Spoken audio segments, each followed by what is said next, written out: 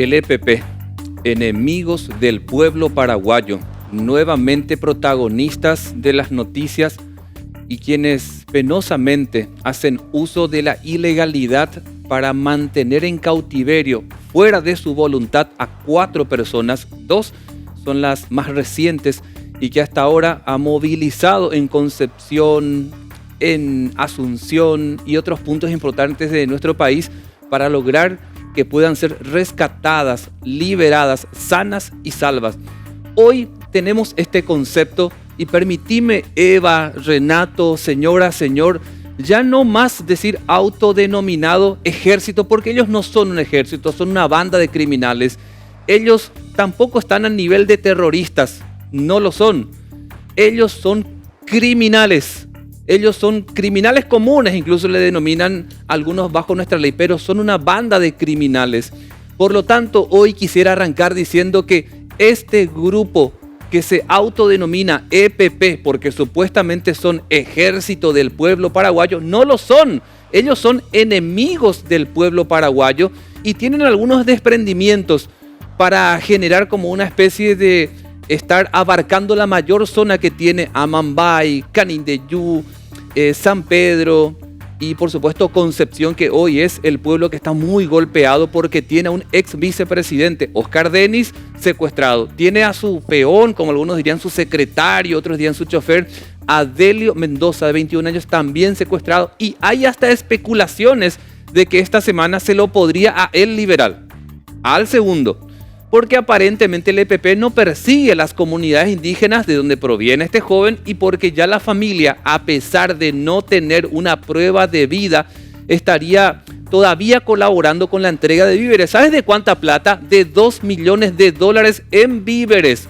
No plata como en otras ocasiones, producto de la extorsión, como también acá, pero no plata destinada directamente para entregar a estos criminales, sino plata que se debe materializar en víveres para comunidades humildes, muchas de ellas también indígenas, que ya se pronunciaron, Eva y Renato, diciendo no queremos eso, si bien necesitamos, no queremos, como ya lo hicieron en otras ocasiones. Hay comunidades que sí, en la zona de Arroyito de Concepción dijeron que sí van a recibir porque es una manera de colaborar con la familia que está necesitando, y hay quienes que dicen que no, porque tienen dignidad.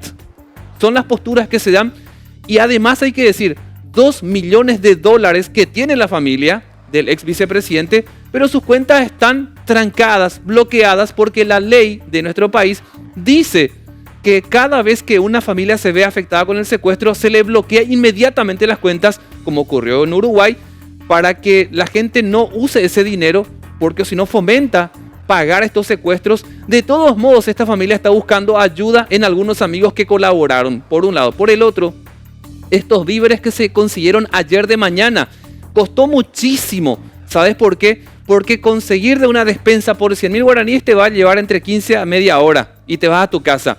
Por $2 millones es muchísimo. Aparte, en un día tuvieron que lograr esto para lograr los alimentos que pidieron estos criminales para las comunidades muy pobres de Concepción.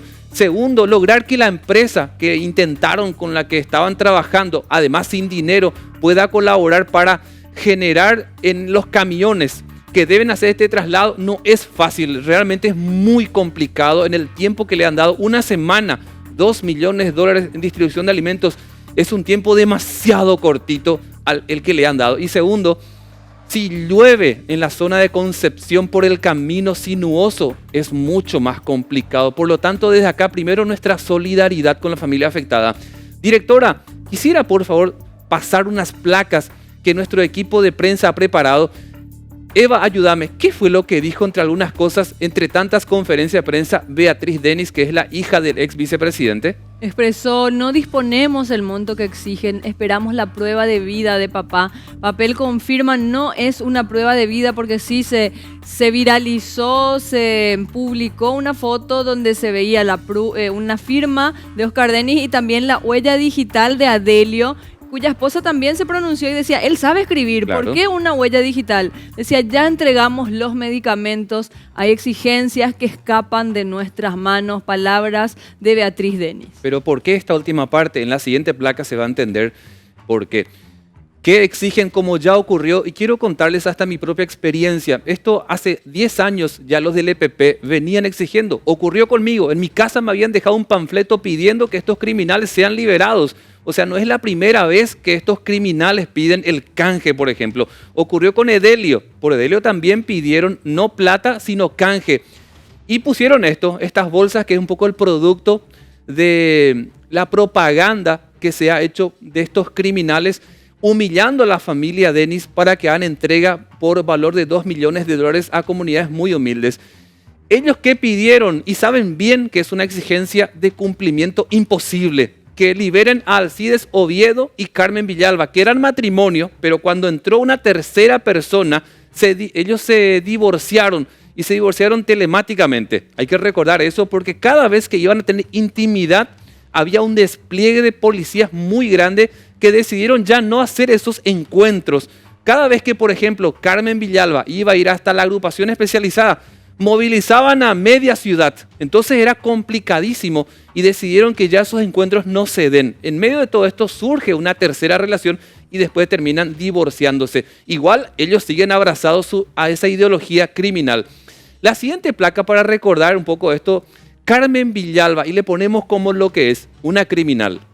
Y vamos a compartir un poco el prontuario de Carmen Villalba, si lo podemos poner ahí. Sí, secuestró a María Edith y fue condenada por esa causa. Cuenta con una condena de 7 años por toma de rehén en el Buen Pastor en el 2007 y guarda reclusión en la cárcel de mujeres del Buen Pastor. También tienen otras causas por intento de asesinato a policías. Y mira que ella en un momento dado se hizo la buenita, entra una guardia cárcel, ¿y qué hizo ella? Con el famoso cuchillo de carnicero, le había puesto a la altura del cuello, amenazando contra la vida de esa funcionaria penitenciaria, casi causando su muerte. Esa es Carmen Villalba. Y Carmen Villalba es la que formó parte, obviamente, del secuestro de María Edith Bordone de Bernardi, uno de los primeros secuestros en la industria que penosamente tiene este crimen en nuestro país. Y también hay que decir, ayer se hizo una manifestación en contra de ella, porque estaban pidiendo las internas que a ella se la traslade. ¿Por qué? Porque llegó la información de que iban a hacer estallar la cárcel para que se la libere. Eso, les cuento que eso fue lo que pasó ayer. Vamos a hablar hoy, más adelante, en el transcurso de la mañana, con la ministra de Justicia, la doctora Pérez, para que nos cuente hoy cómo están las internas ante ese temor, porque en verdad Renato y Eva tienen miedo de que haya una bomba que estalle. Recordemos que estos criminales sí operan. Una vez se había frustrado en la agrupación especializada por Marcelo Piloto. Iban a meter un auto con bomba. Se pilló y por eso no se concretó. O sea que estos criminales a ese nivel se manejan. Ahora, esta es Carmen Villalba. Vamos al otro criminal, por favor, directora, y hablemos también de Alcides Oviedo. Él, por ejemplo, su prontuario, Eva. Secuestró a María Edith, también es lo que figura, condenado a 40 años de prisión por ser autor intelectual del secuestro de Arlan Fick, condenado a 23 años de cárcel por tentativa de homicidio en el caso del comisario Merardo Palacios y guarda reclusión en la agrupación especializada.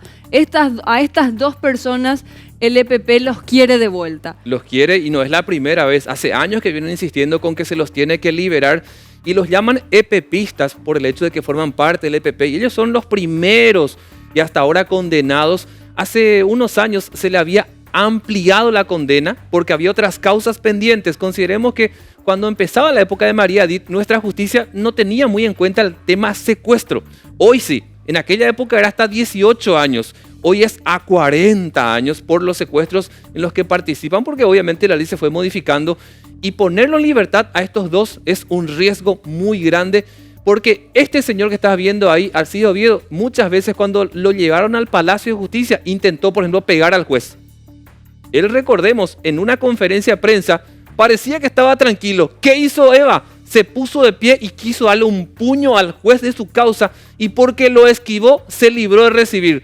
Este es este sujeto. Y esto es una de las cosas más ínfimas porque este sujeto causó la muerte de muchas personas y ha causado el dolor hasta hoy día irreparable de muchas familias. A estos dos piden estos criminales del EPP que se los libere. La siguiente placa, por favor, directora, para recordar esto. Son realmente 4 los secuestros. Sí, estamos hablando Edelio Morínigo desde el 5 de julio del 2014. Félix Urbieta desde el 7 de octubre del 2016. Oscar Denis desde el 9 de septiembre del 2020 y Adelio Mendoza también desde el 9 de septiembre del 2020. Estas 4 personas son los últimos secuestrados por el Ejército del Pueblo Paraguayo. Y para cerrar, el concepto que hoy quisiera dejar es una apreciación personal. Yo ya no quisiera llamar al EPP Ejército del Pueblo Paraguayo, quisiera llamarlos enemigos del pueblo paraguayo por lo que realmente causan en nuestra sociedad y que quieren imitar a las FARC de Colombia y que siguen ellos adoctrinando a niños, adolescentes, causando realmente mucho mal. Le quiero sumar, Eva, a Renato Talavera para que nos vaya contándonos de lo que ha sido este fin de semana, de las movilizaciones que se tuvieron, por ejemplo, en Concepción, aquí en Asunción.